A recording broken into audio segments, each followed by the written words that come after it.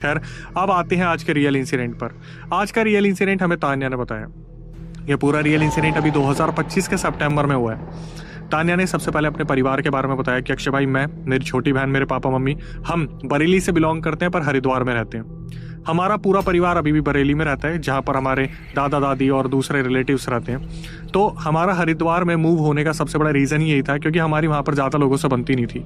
लेकिन जिनसे नहीं बनती थी वो थी बुआ, कोई ताई जी, कुछ ऐसे लोग जो घर में कहीं ना कहीं दुश्मनी के बीच में आ ही जाते हैं, मतलब कोई ना कोई लड़ाई झगड़ा करवा ही देते हैं। तो होता है कि कभी कभार घरों में नहीं बनती। इसी डिसीजन को लेकर तान्या के पापा मम्मी उन्हें लेके हरिद्वार चले गए थे।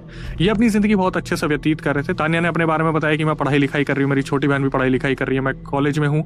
और इन्होंने बताया मेरी जो मम्मी है उनको अजीब सी एक शक्ति मिली हुई है कि घर में कुछ भी गलत होने वाला है या किसी के साथ कुछ भी हमारे परिवार में गलत होने वाला है तो मेरी मम्मी को पता चल जाता है। ये बात है सितंबर की। अचानक से मेरी मम्मी रात को बोलती है और मुझसे उन्होंने बोला, मतलब तान्या से उन्होंने बोला कि मुझे ऐसा लग रहा है जैसे कोई ख़त्म होने वाला है। और उन्होंने शायद एक सपना देखा था जो उन्होंने तान्या को बताया कि मैंने सपने में देखा कि तेरे पापा मुंडन करवा रहे हैं। तान्या ने उन सब चीज़ों को उस टाइम पे सीरियस नहीं लिया। तान्या ने अपनी रिकॉर्डिंग में मेंशन किया कि अक्षय भाई, मैं तो आराम से मेहंदी वहंदी लगा रही थी, हमारे घर पे गेस्ट भी आ रखे थे, मम्मी ने पता नहीं क्या अजीब सा सपना देखा। खैर, ये सारी चीज़ें होने के बाद मैं सोने के लिए लेटती हूँ। हमेशा से मेरी आदत रही है कि रात को मैं कम से कम 10 बार 12 बार फ़ोन देखती हूँ। सोने से पहले मैं 1-2 बजे से पहले नहीं सोती, लेकिन उस रात में 12:30 बजे सो गई और मेरी अचानक से 3 बजे आँख खुलती है। तो मैंने देखा कि मेरे बेड के बगल में जो खिड़की थी वहाँ पर कोई खड़ा हुआ है, खिड़की के बाहर, मतलब घर के बाहर। और मैं इतना बुरी तरीके से डर गई कि घर वालों ने मुझे अकेले कमरे में सुला दिया।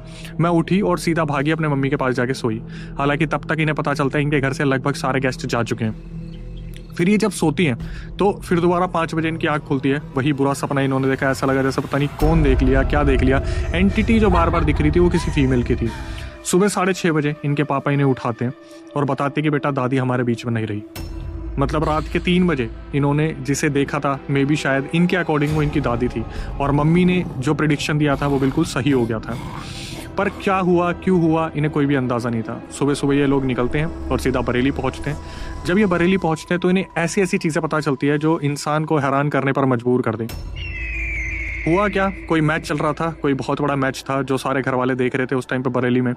दादी सबके बीच में से उठती है, वॉशरूम जाती है। वॉशरूम यूज़ करने के बाद वो सीधा ताई जी से बात करती है और ताई जी से बात करने के बाद अचानक से अपने कमरे में जाती है। और जिस हालत में वो मिली वो बहुत ज़्यादा चौंकाने वाली थी। उनके मुंह से रक्त बह रहा था। ये सारी चीज़ें चाचा बता रहे हैं किसको, तान्या के पापा को, कि दादी जी के मुंह से रक्त बह रहा था और